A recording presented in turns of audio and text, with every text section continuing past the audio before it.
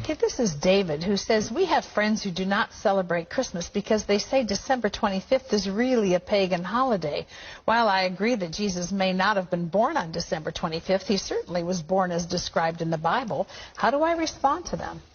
Well, in a sense, tell them they're right. You see, the winter solstice a couple of days later was the shortest day of the year, and the pagans had something called Saturnalia. And it was a time of lawlessness because all the laws were suspended. And people, a bunch of singers actually wandered the streets naked singing. And then they had orgies, sexual orgies. It was a mass thing. Well, when the Catholic Church came along in Italy, the Romans and others didn't want to give up their holidays. So they said, okay, we'll Christianize it.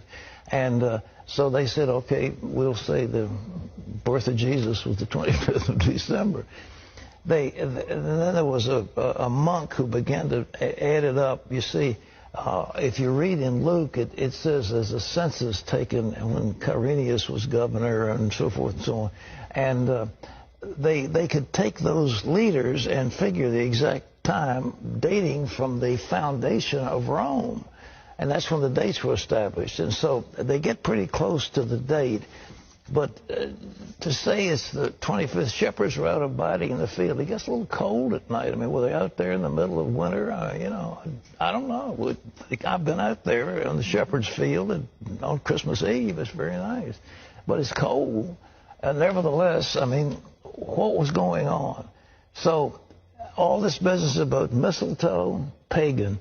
Christmas trees, pagan. Giving out gifts, pagan. Every bit of it is pagan. Every single bit of it is pagan. We've Christianized it all.